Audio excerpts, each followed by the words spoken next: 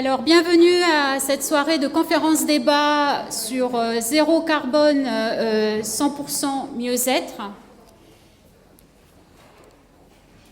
Le déroulement de la soirée, ça va être... premièrement, on va avoir la diffusion d'un TEDx de Jean-Marc Jancovici. Puis on poursuivra immédiatement avec une conférence de Pierre Kolb. Alors Pierre Kolb, chef d'entreprise néo-calédonien qui a travaillé dans différents groupes industriels et président de l'association des jeunes talents calédoniens. Alors le titre de la conférence, ça sera la transition énergétique des métallurgistes en Nouvelle-Calédonie.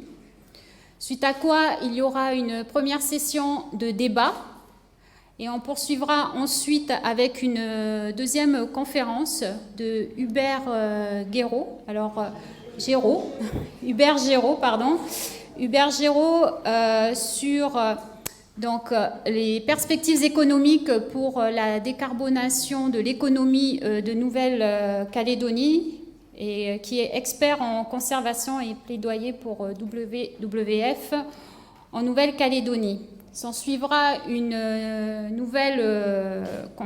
nouveau débat et on clôturera avec Joël Casarero. Voilà. Donc, durant cette soirée, les modérateurs seront Bertrand Lacroix et moi-même, Lolita Lecrin. Et là, je vais passer le micro à Christian Collot du collectif MIA. Voilà.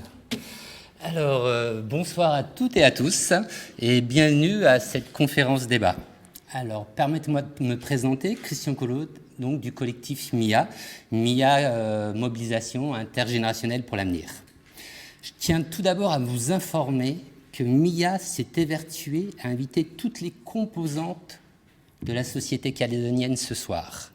Ça va du haut-commissaire jusqu'au tout le gouvernement calédonien, le Congrès, le Sénat coutumier, le CESE, tous les partis politiques sans exception, toutes les collectivités, province nord, province sud, province des îles, les municipalités, les syndicats des salariés, du patronat, les 3 chambres consulaires et enfin tous les acteurs économiques, notamment du monde d'après, de NCECO.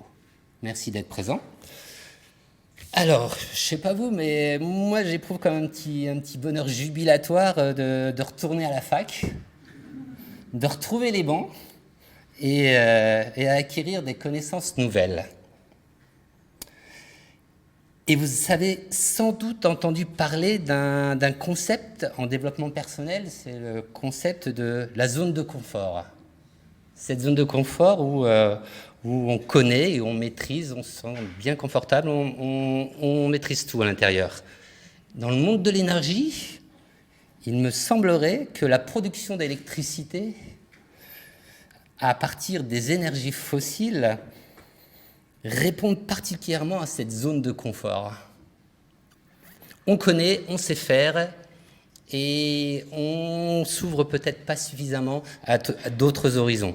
Pourtant, la présidente de la province sud l'a dit, donc favoriser les énergies donc renouvelables avec stockage, et faire preuve d'innovation, être proactif.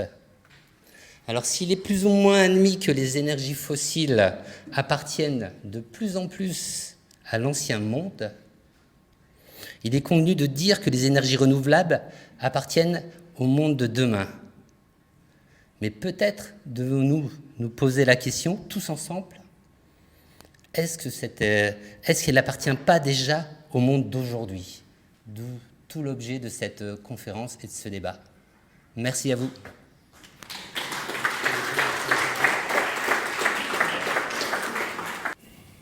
Aujourd'hui, en fait, on se focalise sur notre avenir institutionnel, à Paris notamment. Et la question, c'est de savoir si, en fait, on a un avenir. C'est-à-dire, en fait, aujourd'hui, c'est pas de savoir si on va être indépendant ou pas, c'est de savoir si on a un avenir.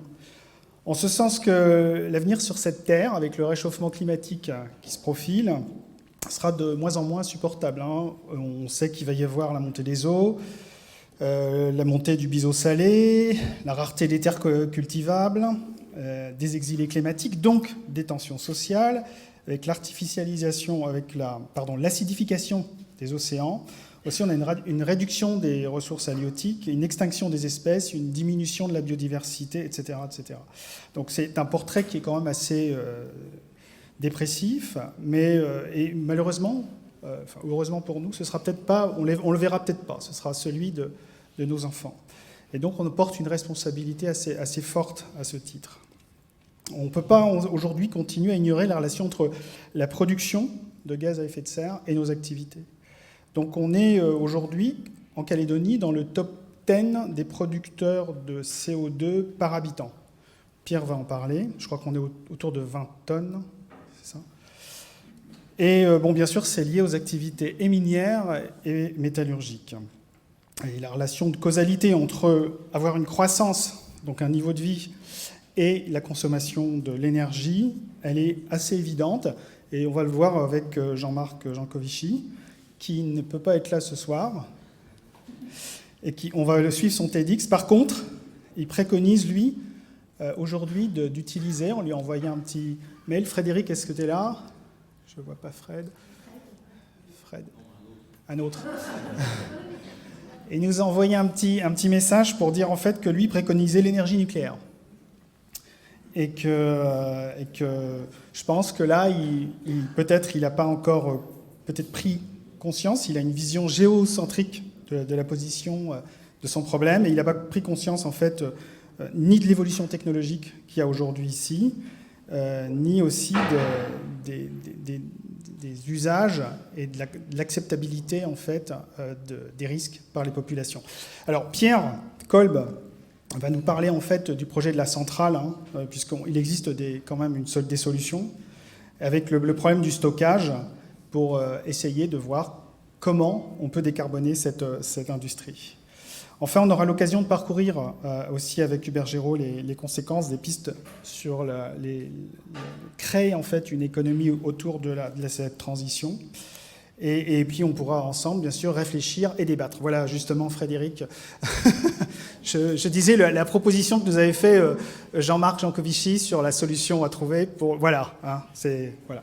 Bon, enfin, on va quand même lancer son TEDx, et il faut tendre l'oreille parce que malheureusement, on a un problème de retour son. Donc je vous demanderai de faire le minimum de bruit. Voilà. Merci. Alors je vous préviens, il paraît que dans ce genre d'intervention, il faut toujours déclarer ses conflits d'intérêts. Donc je suis conflicté, vous ne pouvez pas avoir idée. Je travaille pour des gens qui ne s'intéressent pas suffisamment aux limites, d'autres qui s'intéressent à certaines marges de manœuvre pour attaquer les leads. Voilà, donc je vous ai mis, par souci d'honnêteté, les gens qui me payaient et ceux qui ne me payaient pas. Ce que je vais essayer de vous montrer, c'est que malheureusement, on du début, on va pouvoir l'enlever. On a déjà commencé à l'enlever et qu'il va bien falloir faire avec, hélas, quoi qu'en dire. Alors on n'a pas envie, c'est clair. Hein. Si vous regardez l'économie, par exemple, qui est l'alpha et l'oméga aujourd'hui de ce qu'on débat à chaque fois qu'on compte, hein, quand on compte, on aime bien compter les euros, c'est un des trucs qu'on aime beaucoup compter. En général, on n'a pas envie de voir des limites. Donc vous voyez, voilà des gens qui, par exemple, pensent que la croissance est un truc de long terme.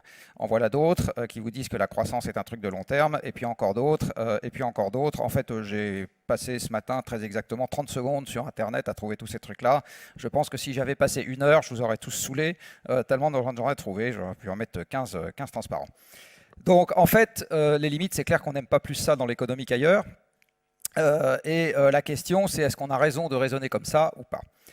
Alors il y a un fait dont on s'est rendu compte il y a quelques décennies maintenant, quand on a commencé à s'aventurer hors de la Terre, et qu'on a pu la photographier de l'extérieur, on s'est rendu compte que la Terre était finie. Mais cette fois, on s'en rend vraiment compte en la regardant. Vous voyez, c'est une boule.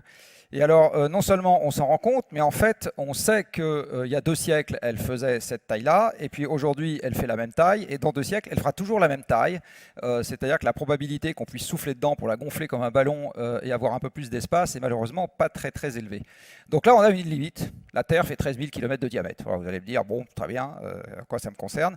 Ça nous concerne un tout petit peu, parce que nous sommes de plus en plus nombreux à vouloir partager cette boîte de pétri un peu particulière qui s'appelle la planète Terre. Vous avez ici l'évolution de la population depuis que notre espèce s'est sédentarisée. Alors pourquoi est-ce qu'on aime bien regarder la population depuis qu'on est sédentaire? Parce que ça a complètement changé la façon dont on vit.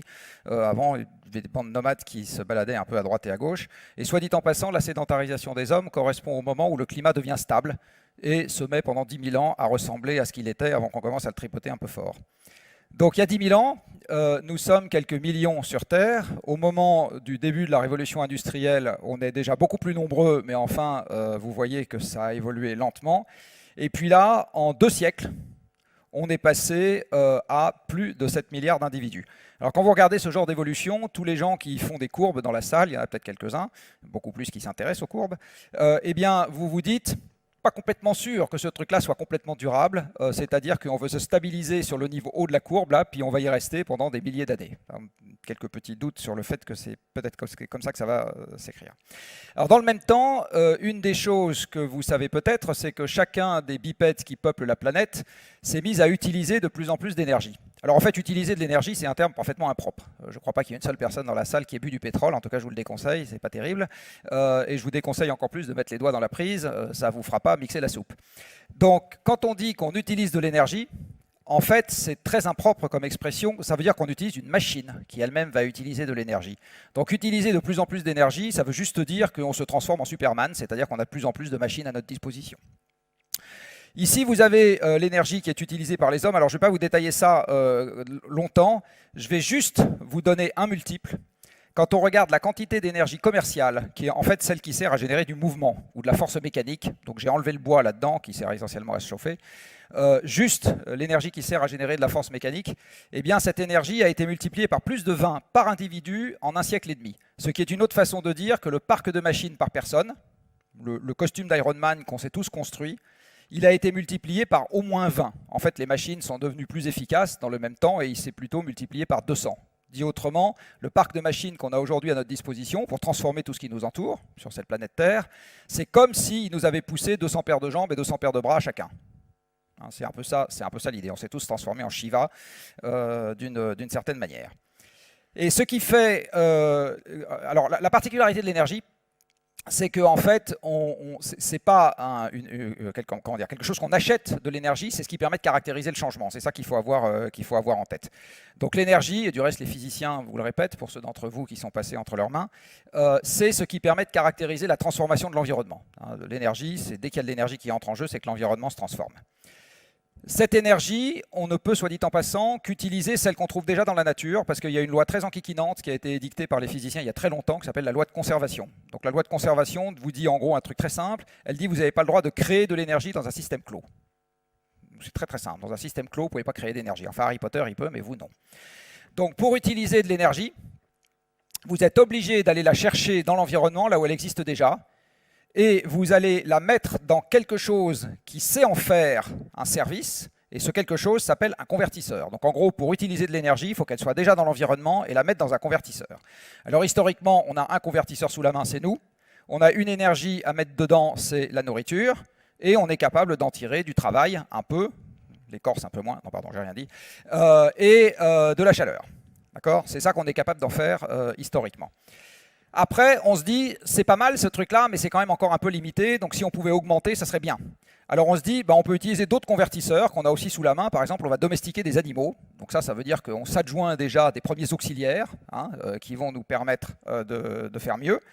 Et plus généralement, toutes les énergies renouvelables que nous avons réussi à utiliser, la force du vent, la force de l'eau, etc. Tous ces trucs-là ont été utilisés il y a longtemps dans l'Antiquité. Et puis, il y a 2 siècles, il y a des ingénieurs géniaux qui trouvent des nouveaux convertisseurs qui s'appellent des machines faites de métal. Et à ce moment, on va pouvoir leur donner à manger du pétrole, du gaz, du charbon et tout un tas d'autres trucs. Et on va pouvoir encore démultiplier notre capacité à agir sur l'environnement. Donc là, vous avez très résumé l'histoire de l'énergie et des hommes. Donc ça fait, Monsieur de Rugy n'a rien inventé, ça fait 500 000 ans qu'on est en transition énergétique.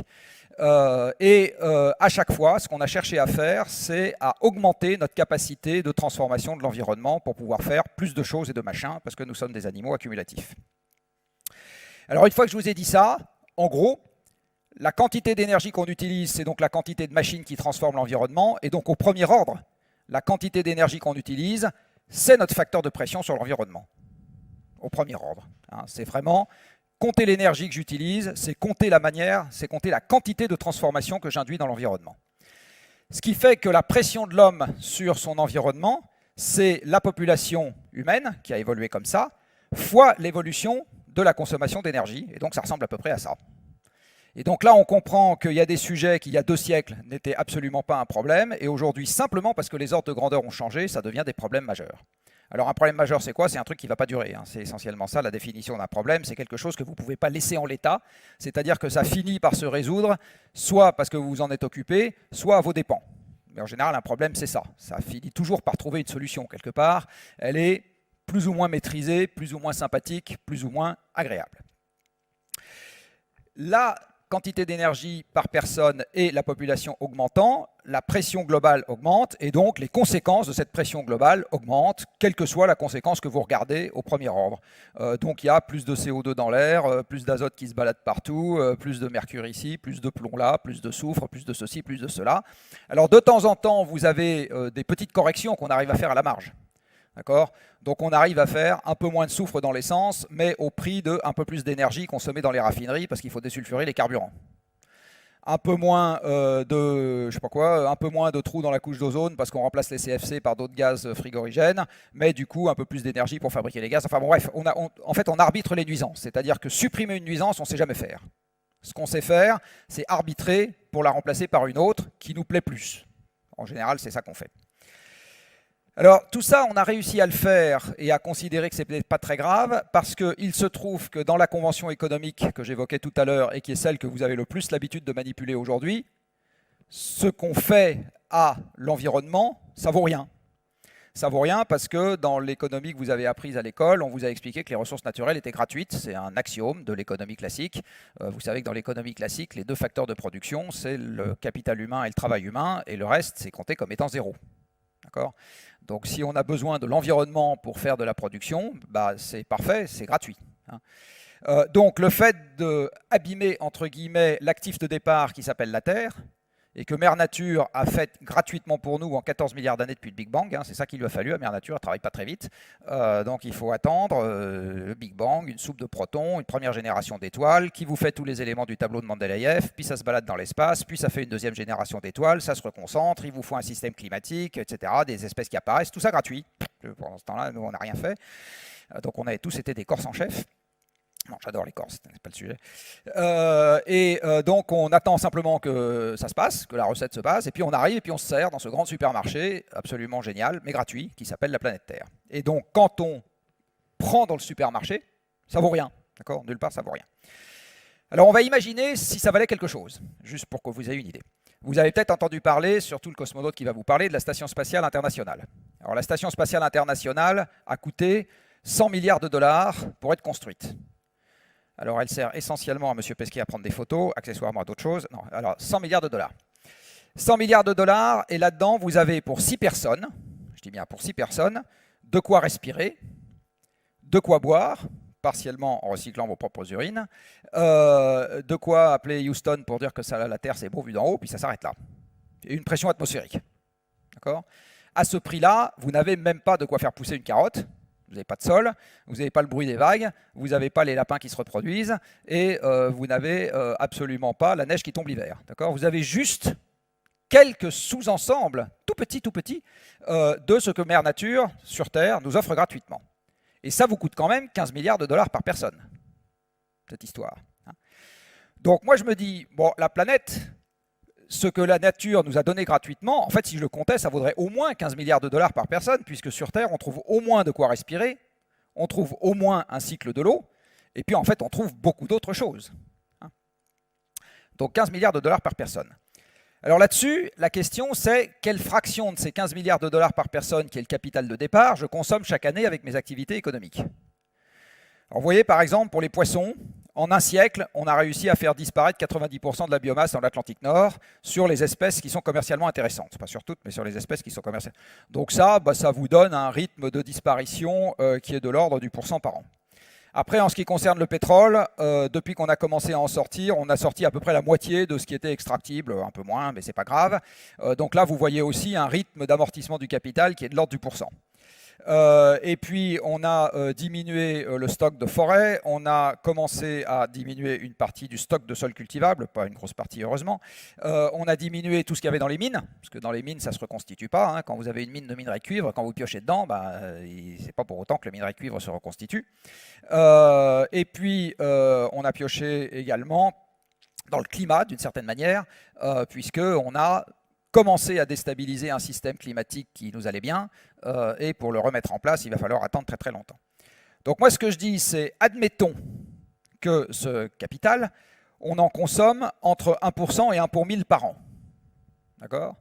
À ce moment, ça veut dire que vous avez au passif, économiquement, de chaque habitant sur Terre, 15 millions de dollars par an. Vous êtes d'accord avec moi ? 1 pour 1000 de 15 milliards, ça fait 15 millions. À côté de ça, vous avez une production économique qui est comptée de façon classique, qui vaut 15 000 dollars par personne et par an. Donc en fait, on pense que notre activité économique nous enrichit, et moi je vous dis, c'est pas complètement sûr, parce qu'en fait, à chaque fois qu'on produit un, on détruit 1000. Dit autrement, si j'avais à reconstituer avec mon travail de l'air respirable, des stocks d'espèces, etc., en fait, je ne pourrais pas y arriver, quoi. Donc, ce qu'on croit être une bonne affaire et une croissance économique, en fait, un simple changement de convention vous dit, non, en fait, c'est une décroissance. Voilà, c'était juste un petit passage. Alors, il y a des gens qui ont regardé ça depuis longtemps.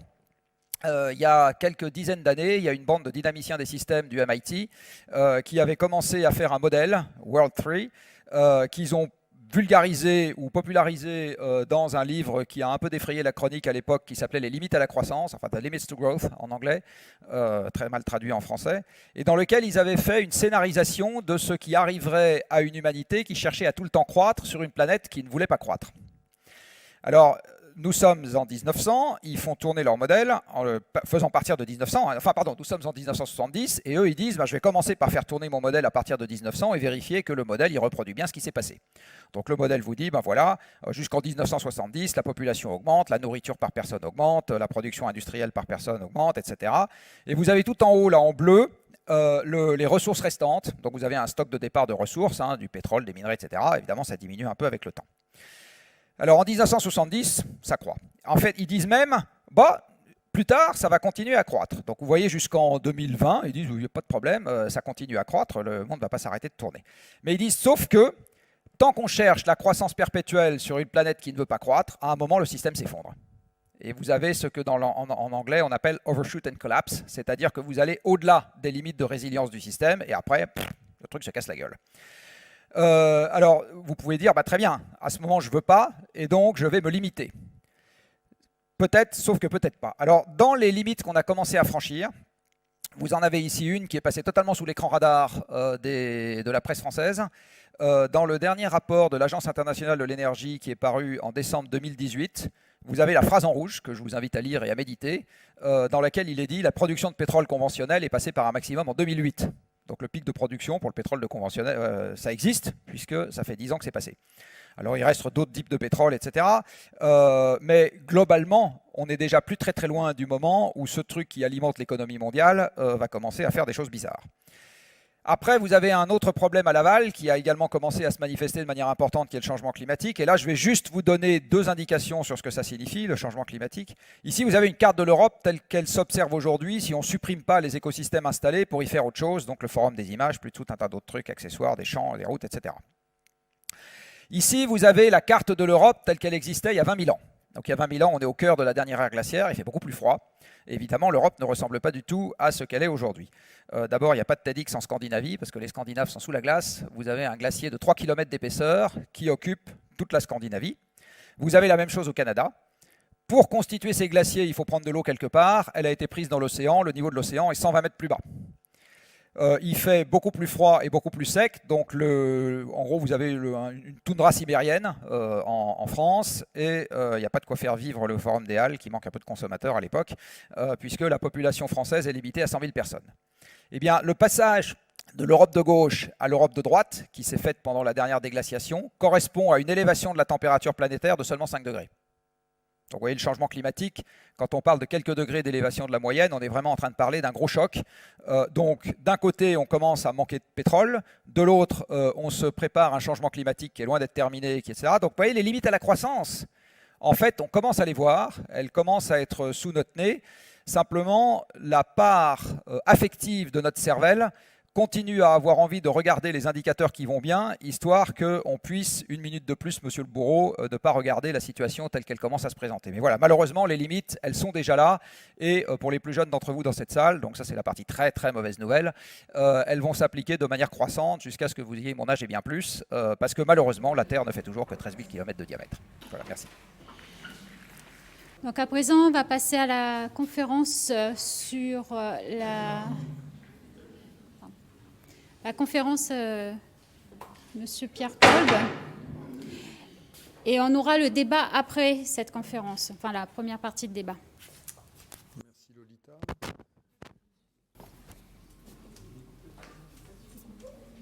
Bonsoir, vous m'entendez ? Ouais, donc simplement pour en représenter rapidement, donc je suis Pierre Kolb, chef d'entreprise calédonien. Donc j'ai d'abord eu une carrière chez les vilains producteurs de pétrole, chez Total maintenant, Elf Aquitaine à l'époque, et puis également dans le groupe Eramet où j'ai produit du nickel et du manganèse. Après, je me suis un peu soigné puisque j'ai été chef d'entreprise, donc moi-même autonome, et j'ai dirigé un bureau d'études qui était spécialisé entre autres dans l'environnement. Et donc ça, c'était en Calédonie depuis une vingtaine d'années. Et donc là, je suis passé maintenant dans une phase où la partie humaine m'intéresse beaucoup et je suis principalement président de l'association Talent Calédonien. Puis je fais pas mal de choses aussi dans le monde socio-professionnel, à la CCI par exemple. Mais ça, c'est pas très important. Donc je me suis soigné au fur et à mesure. Donc je suis passé de la partie, on va dire, comment ça balance ? La partie... Hop. Ah. Voilà. La partie, je dirais, purement utilisation des ressources naturelles, telle qu'on l'a vu avec notre camarade là, Jean Covici, là, donc, où on utilisait le pétrole, le minerai, on utilisait beaucoup d'énergie pour le fondre, enfin. Et donc je suis passé à la partie environnementale, et là je me dis maintenant c'est la partie plus humaine, sociétale qui m'intéresse. Et donc, ça, en fait, ça fait un beau mixte de ce qu'on appelait, c'est plus tellement à la mode maintenant, le développement durable. Donc là, le mixte entre l'économie, l'environnement et aussi la partie humaine et sociétale. Donc, si on en revient à notre sujet d'aujourd'hui, qui est donc le sujet de la transition énergétique des métallurgistes, le sujet principal, il peut être illustré par cette diapo qui montre Calédonie, et sur cette diapo, ça dépend un peu des années, elle est sixième dans le classement mondial des émetteurs de CO2 par année et par habitant. Donc ça varie un petit peu, des fois c'est pire que ça, des fois on est troisième, suivant les années, suivant si les usines marchent très bien, par exemple. Elles produisent beaucoup d'électricité, enfin elles ont besoin de beaucoup d'électricité, donc elles produisent beaucoup de CO2. Donc les bonnes années du nickel, on peut remonter. Les mauvaises années, on va redescendre. Mais voilà, donc c'est un peu le paradoxe qu'illustrait Jean Covici tout à l'heure, c'est-à-dire que des fois les statistiques nous trompent un petit peu sur le sens dans lequel les choses bougent ou devraient bouger. Alors, la Calédonie, elle est un peu bizarre dans ce classement parce que, en fait, c'est le seul pays, si vous prenez tous les pays, là, les 9 autres, c'est le seul pays qui n'est pas producteur de pétrole. Hein, donc, bien sûr, le Qatar, le Koweït, les Émirats, tout ça, c'est producteur, mais aussi le Kazakhstan, bien sûr, les États-Unis sont des gros producteurs, l'Australie. Et donc, le seul qui n'est pas producteur de pétrole, donc qui utilise beaucoup d'énergie par personne, en tous les cas, c'est la Nouvelle-Calédonie. Donc on est vraiment un cas très particulier. Et ça a des impacts, par exemple, en termes d'image. Je reviens à mon association Talent Calédonien. Ça, c'est pas très sexy pour faire venir des talents en Calédonie, leur dire qu'on est dans les champions du monde de l'émission de CO2 par habitant.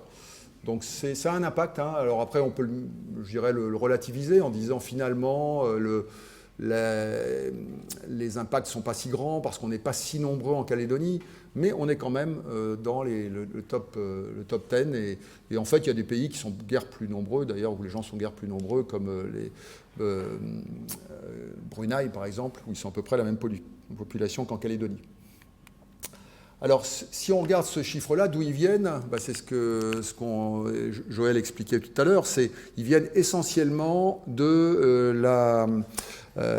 secteur du nickel. Nickel, alors nickel, souvent on l'appelle, je dirais incorrectement, la mine. Le nickel, c'est la mine, mais c'est surtout la métallurgie en termes d'énergie. Et donc sur cette slide qui est un peu compliquée, vous avez l'énergie en général. Alors il faut pas confondre l'électricité et l'énergie. Souvent, on a tendance à faire l'amalgame. L'électricité, c'est une forme d'énergie on voit bien, mais il y a des tas d'autres énergies qui sont par exemple celles qui sont utilisées dans les engins, dans les véhicules. Et donc, ça contribue bien sûr à la facture CO2, y compris celle que vous n'utilisez pas sous forme d'électricité. Donc, si on regarde en termes d'énergie en Nouvelle-Calédonie, le nickel, c'est-à-dire la métallurgie et les mines, ça c'est c'est la partie gauche de la slide, ça représente 61,6% de la totalité de la production. Donc c'est là d'où vient l'anomalie. On est gros consommateur d'énergie parce qu'on a un gros secteur nickel, très clairement, qui est, je dirais, très lourd en énergie. Si on prend l'électricité, c'est la partie en bas à droite, là. Là, c'est encore plus important à cause de la métallurgie et des fours électriques, qui sont extrêmement consommateurs en électricité, puisque c'est 76% de l'électricité qui est consommée en Nouvelle-Calédonie qui provient qui est consommée dans la métallurgie essentiellement, du nickel, dans le nickel et en particulier dans la métallurgie. Donc c'est vraiment considérable. Un électron, tout ce qui sert aux autres entreprises, aux particuliers, je dirais à l'ensemble des collectivités aussi, ça représente finalement qu'un quart de ce qui est consommé en énergie en Calédonie, donc en électricité plus précisément. Et ça, le problème que ça pose aussi, c'est que tout ça vient de l'extérieur, puisque 97,8% des importations, des besoins énergétiques sont couverts par des importations de charbon et de produits pétroliers. Donc ça nous rend extrêmement dépendants, extrêmement peu résilients à toute atteinte, par exemple, aux chaînes logistiques. Mais globalement, on est extrêmement sensible, par exemple en Calédonie, à toute variation du prix du pétrole. C'est considérable. Tous ces chiffres-là, c'est des chiffres qui sont des chiffres tirés du schéma de transition énergétique de la Nouvelle-Calédonie, donc notamment des travaux de la DIMINC. Voilà. Donc, alors est-ce qu'on a le choix ou pas? Et donc c'est un peu le but de la conférence de ce soir, de montrer qu'il y a un choix aujourd'hui qui apparaît. C'est récent, c'était pas vrai. Il y a 5 ans, c'était pas vrai. On n'avait pas vraiment le choix. Il y a 2 ans, c'était moins évident. Et en 2021, ma conviction, c'est que ça le devient évident, quoi. Mais on sait bien qu'on est sur des processus où, comme l'a dit Jean Covici, à un moment donné, on cherche tous les éléments qui vont nous rassurer en disant « mais non, pas encore, on peut attendre encore un petit peu ». Et donc, pour moi, il ne faut pas trop attendre parce qu'après, ça sera trop tard. Donc l'évidence du photovoltaïque en Nouvelle-Calédonie, c'est lié à 3 choses en fait. C'est lié à quelque chose qu'on connaît bien, qui est une évidence pour tout le monde, c'est l'ensoleillement. En Calédonie, on a un ensoleillement world class. Si vous regardez sur cette carte-là, on est très bien placé dans les parties jaunes, voire orange. Et si on se ramène par exemple au comparatif Europe, on est en Calédonie avec un ensoleillement qui est équivalent aux meilleures régions de l'Europe, c'est-à-dire au sud de l'Espagne, au sud du Portugal, où les performances du photovoltaïque sont vraiment extraordinaires. Mais on n'a pas que ça, parce que par exemple dans les départements et territoires d'outre-mer, il y a beaucoup de départements qui ont aussi un ensoleillement qui est très intéressant, mais par contre elles n'ont pas de foncier. Si on va sur la Réunion, pour ceux qui connaissent, c'est beaucoup plus d'habitants, beaucoup moins d'espace, et puis un espace montagneux avec une bande côtière très limitée. Ici, on a notamment sur la côte ouest une bande de plaine très importante, et je dirais il y a aujourd'hui de la place pour faire du photovoltaïque sans trop de conflits d'usage. Il pourrait toujours y avoir des conflits d'usage, mais beaucoup moindres que ce qu'on pourrait avoir dans les autres dom-toms. Et également, ce qui est intéressant en Calédonie, ça c'est aussi exceptionnel mondialement, et oui, mondialement je dirais, c'est que ce pays-là qui a ses capacités de production photovoltaïque très intéressantes a aussi une demande à un niveau très important. On l'a vu tout à l'heure, là, on se situe ramené par habitant dans les tout premiers pays mondiaux en termes de production de CO2, donc en termes d'électricité. Et aujourd'hui, en fait, ce qui se passe, c'est que il y a quelques années, le photovoltaïque était encore très cher. Il y a 10 ans, il était 10 fois plus cher qu'aujourd'hui. Et aujourd'hui, il est à peine 3 francs 30 du kilowattheure, ce qui en fait l'énergie, parmi toutes les énergies consommées en Calédonie, qui est de loin la plus faible, qui a un coût le plus faible, et de très loin. Hein, c'est vraiment, il n'y a pas photo. Si on prend les énergies fossiles, le charbon, on est à 5 fois ça, 4 ou 5 fois ça, enfin, on est à des niveaux qui sont bien plus élevés que ça, voire plus que ça dans certains cas. Donc c'est vraiment quelque chose qui apparaît aujourd'hui comme une évidence en Nouvelle-Calédonie. Mais cette évidence, elle a une contrepartie, c'est qu'elle est évidente évidemment quand il y a du soleil, mais qu'est-ce qu'on fait puisqu'on a besoin d'électricité, y compris la nuit. Donc ça pose tout de suite une problématique, c'est comment on pallie à cette variabilité, cette intermittence du photovoltaïque. Et là, on est vraiment à la croisée des chemins, il y a vraiment deux choix. Il y a le choix, je dirais, classique, qui consiste à dire, la nuit, on va utiliser du fossile hein, pour s'éclairer, et puis ça ira très bien.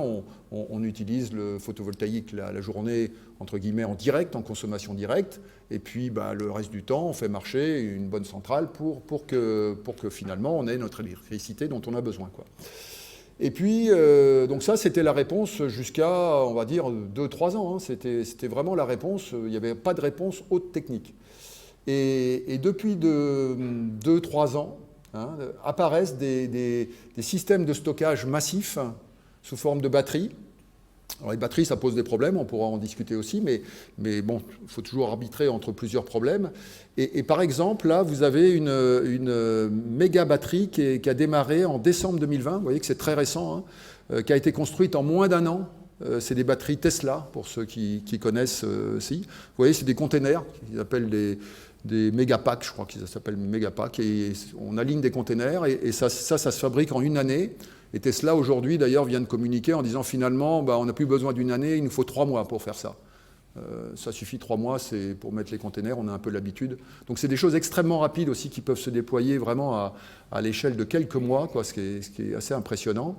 Et ça n'existait pas parce qu'il y a 3 ans, ce qui existait en décembre 2017, c'était quelque chose qui était 12 fois plus petit que ça.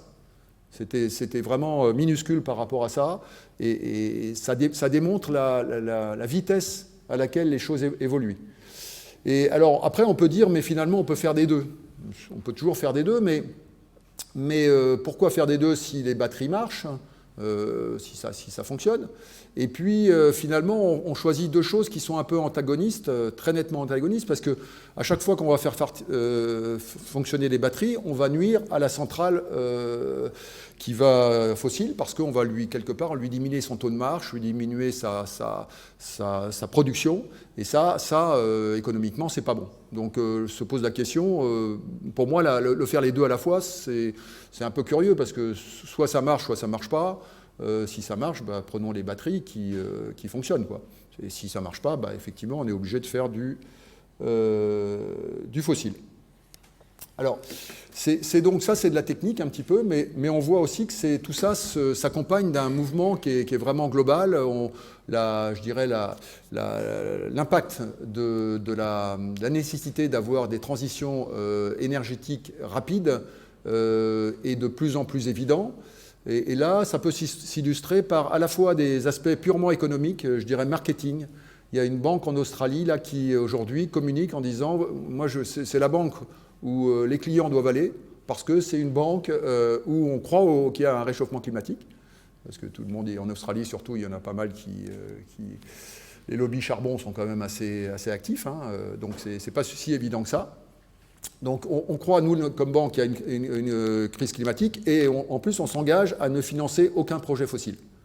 Donc ça c'est un argument de vente. Donc on voit que les banques, c'est pas des bienfaiteurs, hein. En général, ils font ça parce qu'à un moment donné, ils savent qu'il y a des clients à aller chercher. Donc ils vont chercher des clients comme ça. Il y a d'autres clients qu'on vient chercher, là c'est des électeurs, ça s'appelle des électeurs, hein. Donc il y a le gouvernement français qui dit, nous on a 3 priorités. On a la priorité au verdissement de notre économie, forte priorité. On veut défendre la compétitivité de nos entreprises et on veut renforcer la cohésion sociale et territoriale. Et ça, c'est assez intéressant comme affirmation du plan de France Relance qui a été lancé après la crise Covid, hein, pour redémarrer. Donc c'est quelque chose que j'ai photographié au ministère de l'Outre-mer en octobre de 2020. Et si on regarde ce que peut faire une transition énergétique volontariste en Calédonie, ambitieuse, elle fait exactement ces 3 choses. Elle fait le verdissement, mais elle donne de la compétitivité et elle renforce la cohésion sociale et territoriale, et on pourra voir comment. Et puis là aussi, il y a des affirmations en dessous, là, c'est un peu plus radical, c'est le patron de la Banque européenne d'investissement. Donc c'est pas n'importe qui, hein, c'est pas un écolo qui est illuminé, hein, c'est quelqu'un qui, là aussi, raisonne d'euros ou dollars. Hein. Et donc, en janvier 2021, il annonce « Gas is over ». C'est assez laconique, mais c'est ce que dit la Banque européenne d'investissement. Alors, ça, c'est un peu le panorama macroéconomique, mais qu'est-ce qui se passe dans le nickel? Et c'est pareil... Il y a 1 an, il y a 2 ans, il ne se passait pas vraiment quelque chose. Il se passait des choses comme des déclarations très ambitieuses. Là, vous avez la politique énergie et climat d'Eramet, qui est quelque chose de très ambitieux, en disant, nous, on veut préserver le climat, on veut avancer là-dessus. Hein, mais c'était quand même beaucoup des déclarations. Maintenant, on passe des déclarations à des réalités, et ça, c'est aussi très récent, c'est depuis moins d'1 an. Vous avez 3 exemples là, de choses en métallurgie, et dont 2 en nickel, où on voit que les choses bougent très rapidement. Donc en février 2021, il y a une raffinerie possédée par l'industriel BHP en nickel de nickel en Australie de l'Ouest, qui a dit, nous, on a signé un contrat où on va s'alimenter à 50% en photovoltaïque. Et en plus, ça sera moins cher. Ça, c'est aussi intéressant. C'est pour ça que la performance économique, elle est présente. Hein. On gagne 20% sur notre facture d'électricité. Et en plus, on marche avec 50% de NR. Deuxième point, c'est en Belgique. Alors, c'est pas du nickel, c'est du zinc, là. Et par contre, les Belges, ils ont pas mal d'énergie renouvelable, mais ils n'ont pas énormément de manières de les stocker. Donc là, le fabricant de zinc, Nistar, a dit, je vais, moi, mettre des batteries. Des batteries qui, par rapport à ce qu'on a vu tout à l'heure, étaient relativement modestes. C'est du 100 mégawattheures. Mais c'est des batteries qui, à 3 ans, étaient les plus grosses batteries. C'était le record mondial. Donc on voit que ce qui paraît aujourd'hui relativement modeste, bah, c'est très très significatif. Et donc là, il y a une fonderie de zinc qui s'équipe en batterie et qui va le faire entre 2020 et 2022. Hein. On voit que c'est très rapide. Alors ce qui est encore plus inquiétant pour la Calédonie, c'est le 3e point là. C'est Tsingshan, qui est le plus gros producteur de nickel chinois, qui produisait essentiellement en Chine, mais maintenant qui s'est complètement déporté en production en Indonésie, notamment parce que l'Indonésie n'accepte plus l'export de son minerai de nickel, et donc les Indonésiens, comme ça, ont fait venir des Chinois en Indonésie pour fabriquer des centrales. Et on se dit toujours, oui, les Chinois, c'est des gros pollueurs, ils font n'importe quoi avec les résidus, ils fabriquent du charbon, enfin, c'est vraiment n'importe quoi. Et donc, nous, quand même, on est beaucoup plus propre. Bah, Tsingshan vient d'annoncer qu'ils prenaient le tournant énergétique de façon assez radicale, puisqu'ils vont ils vont utiliser 2 gigawatts de photovoltaïque et d'éolien en Indonésie pour verdir leur production énergétique. Donc c'est des gens qui, quand ils y vont, les Chinois, ils y vont assez rapidement.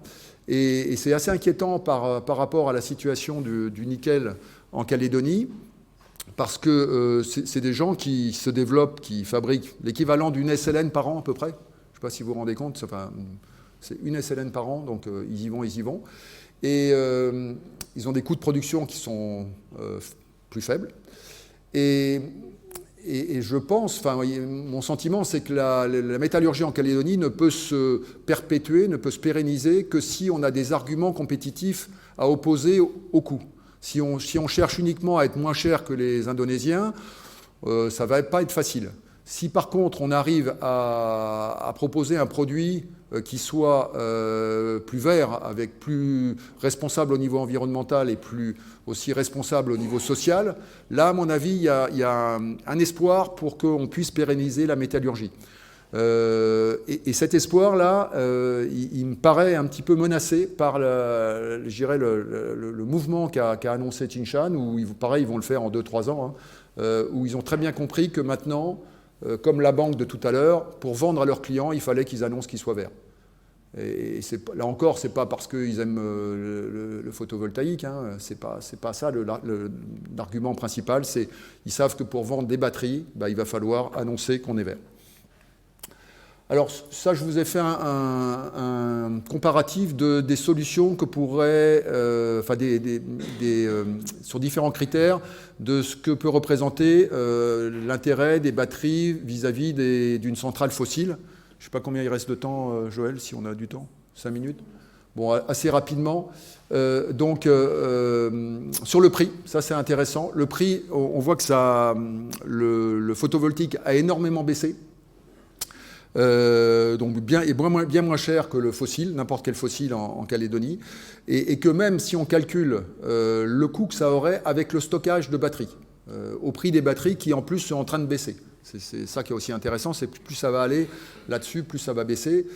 On peut arriver à des coûts qui sont plus compétitifs que des coûts fossiles. Donc ça, c'est quand même plutôt une bonne nouvelle, ce qui rend les choses réalistes d'un point de vue économique. L'environnement, évidemment favorable aux batteries, mais en Calédonie, il y a des choses à faire puisqu'il y a des productions de charbon, donc on peut dire qu'on améliore l'environnement si on remplace le charbon par du gaz. Sur les délais, alors si on prend une installation instantanée, ça va beaucoup plus vite de faire des batteries, hein, on l'a vu que ça fait quelques mois, mais les batteries, il faut les accompagner aussi du photovoltaïque, et puis il faut le faire aussi de façon probablement plus progressive que si on fait arriver une barge avec une centrale à un moment donné. Donc finalement, dans les délais, je pense que tout ça dont on parle, c'est en étant volontariste 2025-2026. Dans les deux cas, c'est en accélérant au maximum. Alors, un point important aussi dans le risque, dans la comparaison des deux, c'est en fait, on a vu que la métallurgie, n'était pas forcément gagnée en Calédonie. Donc là, si on met en place une production de batteries et photovoltaïques ou une production centrale à un moment donné, qu'est-ce qui se passe si, par exemple, la SLN ferme avant la durée de vie de ces installations-là qui sont entre 20 et 25 ans? Et 20 à 25 ans, ça démarre en 2025, on parle de 2045 ou 2050. C'est pour ça que c'est important qu'on se préoccupe, parce que les choix qu'on fait là, c'est pas pour les 2 années qui viennent, c'est l'horizon 2050. Hein. Donc, qu'est-ce qui se passe si la SLN s'arrête? Et ça, le fait que la SLN s'arrête avant 2050, c'est pas complètement de la science-fiction, c'est presque l'inverse qui est de la science-fiction. Imaginez que l'usine sera encore là en 2050, c'est loin d'être gagné, quoi. Donc, il faut se poser la question, qu'est-ce qui se passe si? Et la réponse, c'est qu'il y aura des réponses. J'en suis persuadé, si on a de l'électricité verte, ce qui est beaucoup plus difficile, par contre, à trouver si on a de l'électricité qui est fossile.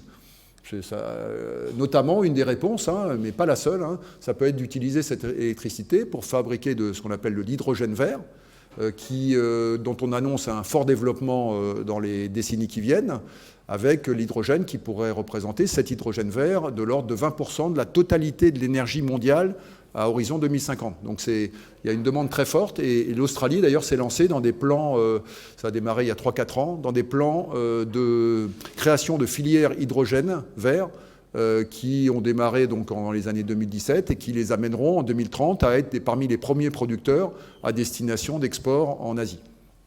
Donc ça, c'est aussi important, parce que faire une centrale et puis dire finalement on n'en a plus besoin, on la renvoie ou on la laisse, on la démonte, c'est quand même à mon avis un problème. Les financements, donc ça aussi c'est aussi plutôt favorable aux batteries, puisque aujourd'hui on a vu que Gas is Over, la Banque européenne dit moi je ne veux plus financer du gaz. Des fonds qui financent aujourd'hui, ou des banques qui financent de la transition énergétique, il y en a beaucoup qui cherchent des projets, donc c'est vraiment l'inverse. Le risque financier aussi, ça c'est important, pendant la durée du projet, qu'est-ce qui se passe Est-ce qu'il y a des risques? Ce qui est intéressant, ce qu'il faut savoir, c'est que sur une période d'une année à peu près, le Soleil, c'est quelque chose d'extrêmement régulier. C'est-à-dire que il y a très peu de risques, au moins dans l'état où est notre planète actuellement. Hein, ça peut changer un jour, mais aujourd'hui, dans l'état de la planète, c'est quelque chose qui est très prévisible, qui ne bouge pas beaucoup et qui est très régulier. Donc pour un financier, c'est très sympathique. C'est-à-dire qu'il sait exactement la production qu'il va avoir sur une année. Et le coût que ça va avoir, qui est en l'occurrence nul. Le prix du baril, par contre, il y a vraiment un risque financier. Personne ne connaît le prix du baril dans 2 ans, dans 3 ans. Personne ne sait ça. Celui qui le sait vraiment, il peut gagner beaucoup d'argent, évidemment, parce qu'on peut à ce moment-là faire du trading. Risque et fiabilité financière et industrielle, là c'est aussi intéressant parce que c'est une des choses qui est quand même reprochée en général à cette solution qui est plus innovante, PV plus batterie, c'est aussi un risque industriel.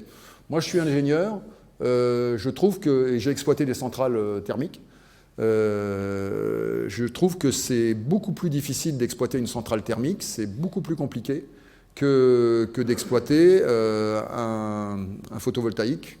J'en ai sur ma toiture, moi je m'en occupe pas du tout, et qu'une batterie, on en a dans nos téléphones. Enfin, c'est pas aussi simple que ça, mais on voit que c'est des choses qui sont statiques, qui sont électroniques, qui sont pas mécaniques, qui sont pas à haute température, qu'il n'y a pas d'usure. Enfin, contrairement à une centrale qui est affectée par tous ces phénomènes-là. Et là, sans être polémique, hein, mais ce qu'on peut constater, c'est que la Calédonie, qui avait fait le choix du charbon dans les années 2000, hein, en disant on va construire du charbon, une usine centrale charbon au nord et puis une centrale charbon au sud, dans les 2 cas, les centrales de charbon n'ont pas du tout atteint les performances qui avaient été prévues. Donc, c'est pas que les gens sont mauvais, hein, c'est que c'est des choses qui sont difficiles, où il y a des risques, où il y a des paramètres qui sont des fois difficiles à contrôler. Et le fait est que la Calédonie a payé pour voir que exploiter une centrale au charbon, c'est pas quelque chose qui est très simple, et en tous les cas où on atteint de façon certaine la performance. Donc j'avance un petit peu. Alors l'équilibre offre-demande du réseau, ça c'est assez technique, mais ça aussi, ça a été vérifié. C'est des choses qui peuvent fonctionner et faire en sorte qu'il n'y ait pas de blackout, comme on dit. Le point peut-être le plus important sur lequel les 2 points derniers sont les plus importants, là c'est, enfin en tous les cas ceux qui me tiennent le plus à cœur, c'est qu'aujourd'hui à court terme, on a un problème économique. On a un manque de visibilité, bien sûr politique, mais je dirais en tant que chef d'entreprise, on a un manque de visibilité énorme en termes de ce que va être la Calédonie dans 5 ans, dans 10 ans, économiquement. On manque de lumière un peu au bout du tunnel. Et là, cette transition énergétique, là, elle pourrait, à court terme, avoir une relance économique très importante pour des entreprises de BTP. Et ça peut être réalisé localement, contrairement à une centrale fossile qui sera réalisée en majorité à l'extérieur, quoi. Il y a des entreprises calédoniennes qui peuvent travailler ça. Il y a plein de nouvelles filières. Des filières, ça peut aller jusqu'à faire des moutons autour des champs photovoltaïques. Ça peut être faire du dessalement. On a parlé de l'hydrogène. On peut parler aussi là d'une chose qui n'a pas trop émergé là aujourd'hui, qui est le numérique vert. C'est quelque chose, aujourd'hui, quand on envoie un mail, quand on fait des calculs sur un ordinateur, on n'a pas l'impression que ça consomme beaucoup, si ce n'est la consommation électrique directe de l'ordinateur. Et le numérique vert, aujourd'hui, je ne sais pas s'il y en a qui suivent un petit peu la situation des crypto-monnaies. Le marché s'est effondré récemment, pour différentes raisons, mais en partie parce qu'il y a des gens qui ont dénoncé le coût énergétique, c'était Elon Musk d'ailleurs, dénoncer le coût énergétique de ces crypto-monnaies parce qu'elles demandent beaucoup de capacité de calcul et elles coûtent en termes de CO2 fortement à la planète. Donc un jour, on va se poser la question, où est-ce qu'on fait des data centers, où est-ce on mine des bitcoins, et si la Calédonie a cette capacité de produire de l'électricité verte, je pense qu'elle sera bien placée pour accéder à ce genre de filière. Voilà. Donc le dernier slide, rapidement, hop.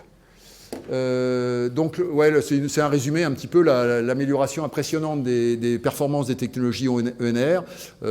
Aujourd'hui, il n'est pas nécessaire de construire une nouvelle centrale fossile pour fournir le complément de capacité qui est nécessaire pour, je dirais, traiter la limite, l'intermittence du PV. C'est important, et c'est pour ça que j'ai accepté l'invitation de Mia là, qui qui m'a proposé d'expliquer ces choses-là sur lesquelles on avait discuté avec Christian notamment à un moment donné. Il me dit ça vaut le coup d'en parler. Je lui dis j'étais sûr. Bon, je lui dis ok, j'ai accepté d'en parler parce que je pense que c'est un sujet qui a un enjeu énorme pour la Calédonie, qui nous engage sur très longtemps. Donc voilà, donc j'en parle aujourd'hui. Et donc il y a vraiment une opportunité en 2021 de développer une stratégie ambitieuse et innovante.